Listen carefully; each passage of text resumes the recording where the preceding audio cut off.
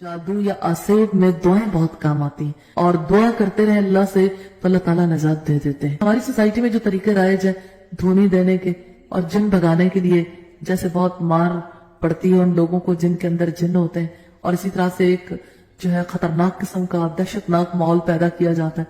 जैसे अंधेरे कमरे में कोई जादूगर बैठ जाता है और बिखरे बालों के साथ जिन भगाने के लिए ऐसे तरीके इख्तियार किए जाते हैं जिसके कोई असरात नहीं होते, बल्कि अगली दफा पता चलता है कि पहले तो एक था, अब तो पूरी पार्टी आ गई, और उसके बाद ये पता चलता है कि वो अब दुश्मन बन गए हैं और दुश्मन ऐसे बने हैं कि वो छोड़ने के लिए तैयार नहीं।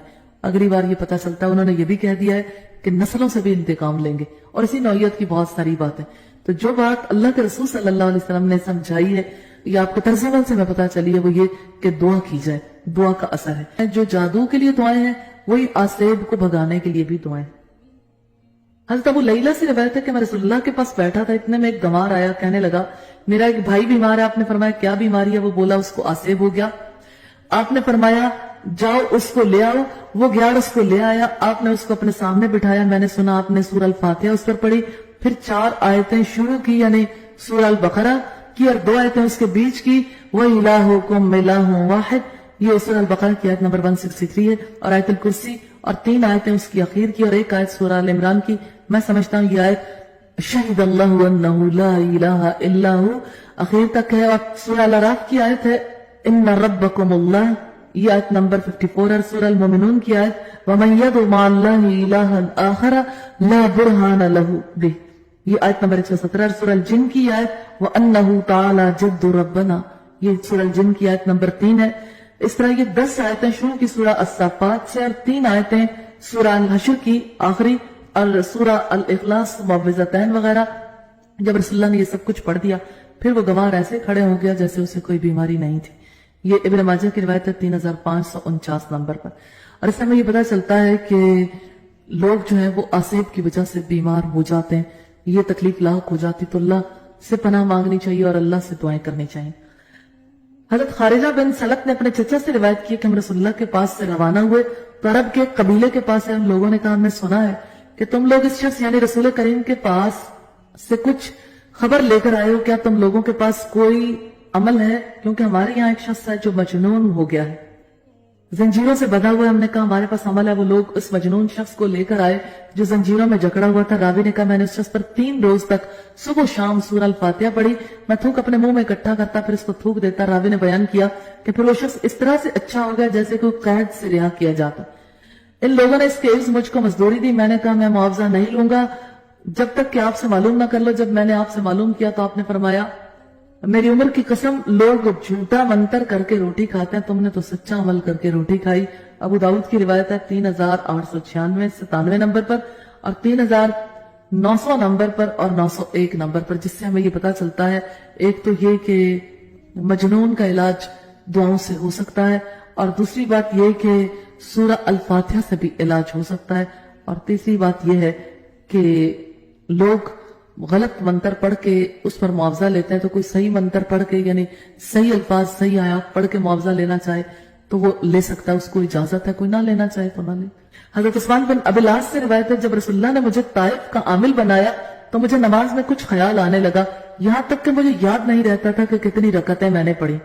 जब मैंने ये हाल देखा तो मैंने सफर किया रसूलुल्लाह की तरफ। आपने फरमाया अबू लास का बेटा है। मैंने कहा जी हाँ या रसूलुल्लाह। आपने फरमाया तू क्यों आया?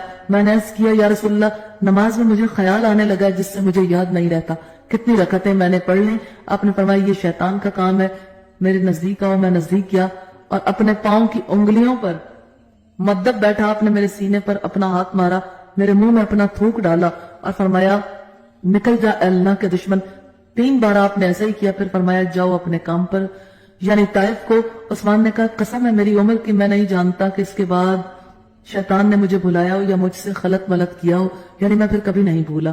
ये इब्न माजा की रिवायत है 3548 नंबर पर। और इससे हमें ये पता चलता है कि आसेब का इलाज हो सकता है और अल्लाह से इसके लिए दुआ भी की जा सकती है। हज़रत आयशा ने बयान किया कि बनी ज़ुरैक के एक शख्स यहूदी लबीद बिन आसिम ने रसूलुल्लाह पर जादू कर दिया था। उसकी वजह से रसूलुल्लाह किसी चीज के मुताल्लिक गुमान करते थे कि आपने वो काम कर लिया, हालांकि आपने वो काम न किया होता। एक दिन रावी ने बयान किया कि एक रात नबी सल्लल्लाहु अलैहि वसल्लम मेरे यहाँ तशरीफ रखते थे, मुसलसल दुआ कर रहे थे। फिर आपने फरमाया, आयशा तुम्हें मालूम है मैं अल्लाह से जो बात पूछ रहा था उसने मुझे उसका जवाब दे दिया। मेरे पास दो फरिश्ते हजरत जिब्राइल और हजरत मीकाईल आए, एक मेरे सर की तरफ खड़ा हो गया और दूसरा मेरे पांव की तरफ। एक ने अपने दूसरे साथी से पूछा, इन साहब की क्या बीमारी है? दूसरे ने कहा, इन पर जादू हुआ है। उसने पूछा कि किसने जादू किया? जवाब दिया कि लबीद बिन आसम ने। पूछा किस चीज में? जवाब दिया कि कंगे और सर के बाल में जो नर खजूर के खोशे में रखे हुए। सवाल किया और ये जादू है कहाँ? जवाब दिया कि ज़रवान के कुएं में। फिर नबी सल्लल्लाहु अलैहि वसल्लम इस कुएं पर चंद सहाबा के साथ तशरीफ ले गए। जब वापस आए तो फरमाया, आयशा इसका पानी ऐसा सुर्ख था जैसे मेहंदी का निचोड़ होता है और इसके खजूर के दरख्तों के सर ऊपर का हिस्सा शैतान के सरों की तरह था। मैंने अर्ज किया, या रसूलल्लाह आपने इस जादू को बाहर क्यों नहीं कर दिया? आपने फरमाया, अल्लाह ने मुझे उससे आफियत दे दी, इसलिए मैंने मुनासिब नहीं समझा कि अब मैं इस बुराई को खामखा लोगों में फैलाऊं। फिर आपने इस जादू का सामान कंघी, बाल, खुरमे का गिलाफ इसमें दफन कर दिया। ईसा बिन यूनुस के साथ इस हदीस को अबू उसामा और अबू जमरा, अनस बिन अय्याज और इब्ने अबी जन्नात तीनों ने हिशाम से रिवायत किया और लैस बिन साद और सुफियान बिन उयैना ने हिशाम से यूं रिवायत किया है, फी मश्तन व मशाकतन। और मशाता जो है उसे कहते हैं जो बाल कंघी करने में सर से निकले, और सर या दाढ़ी के, और मशाका रुई के तार यानी सूत के तार को कहते हैं। बुखारी की रिवायत का नंबर है 5763 नंबर है और इब्न माजा की रिवायत का नंबर है 3545। इससे हमें बहुत सारी बातें पता चलती हैं। एक ही बात पता चली कि रसूलुल्लाह पर जादू हुआ था और आप सल्लल्लाहु अलैहि वसल्लम को अल्लाह की तरफ से बता दिया गया, और ये कि जब जादू हुआ तो आप सल्लल्लाहु अलैहि वसल्लम को दुआएं सिखाई गई, उसकी वजह से जादू के असरात खत्म हो गए। ये भी पता चला कि आपको ये बता दिया गया था कि जादू किन चीजों पर रख के किया गया और वो कहाँ मौजूद है। फिर आप उस कुएं पर भी गए, लेकिन आपने फसाद के डर से उन चीजों को लोगों में आम नहीं किया। और ये भी पता चलता है कि आप सल्लल्लाहु अलैहि वसल्लम ने जो कुछ वहां से पाया था, बाल, खुरमा, गिलाफ वगैरह, उनको दफन कर दिया। तो जादू की चीजों को दफन कर देना चाहिए अगर किसी के इल्म में आ जाए। हजरत अबू हुरैरा से रिवायत है कि रसूलुल्लाह ने फरमाया, तबाह करने वाली चीज अल्लाह के साथ शिर्क करना है, इससे बचो, और जादू करने और कराने से भी बचो। बुखारी की रिवायत का नंबर है 5764। और इससे हमें ये पता चलता है कि दरअसल अल्लाह के साथ शिर्क और जादू दोनों ही मोहलिक किस्म की बीमारियां, तो रसूलुल्लाह सल्लल्लाहु अलैहि वसल्लम ने इससे बचने का हुक्म दिया। हकीकत यह है कि जादू का मामला जो है काफी पेचीदा नौयत का है, इसको बाकायदा तौर पर समझने की जरूरत है। तो इन चीजों के बारे में जानना जरूरी है ताकि इंसान इन आफतों से बच सके। हजरत कतादा ने बयान किया कि मैंने सईद बिन मुसैयब से कहा, एक शख्स पर अगर जादू हो या उसकी बीवी तक पहुंचने से उसे बांध दिया गया हो, उसका दफिया करना और जादू के बातिल करने के लिए मंतर करना दुरुस्त है या नहीं? उन्होंने कहा इसमें कोई कबाहत नहीं। तो जादू दफा करने वालों की तो नीयत बखैर होती है, अल्लाह ने इस बात से मना नहीं फरमाया जिससे फायदा हो। और इससे हमें पता चला कि जादू करके किसी को इतने बड़े मर्ज में भी मुब्तला किया जा सकता है कि खानदानी और घरेलू ताल्लुकात ही मुतासिर हो जाए, यानी बीवी तक पहुंचने से रोक दिया जाता है और इसी वजह से घरों में इख्तिलाफात बढ़ जाते हैं और लोग एक दूसरे से जुदा हो जाते हैं। तो अल्लाह ताला ने इन चीजों से मना फरमाया। हजरत उम्मे जुंदुब से रिवायत है कि मैंने रसूलुल्लाह को देखा, आपने जमरा उक़बा पर कंकर मारे वादी के नशेब में से यौमुन नहर को, फिर आप लौटे और कसम की एक औरत आपके पीछे हुई, उसके साथ एक बच्चा था, उस पर बला थी यानी जिन, शैतान वगैरह। उसने अर्ज किया, या रसूलल्लाह ये मेरा बच्चा है, मेरे घर वालों में यही बाकी है, इसके ऊपर एक बला है।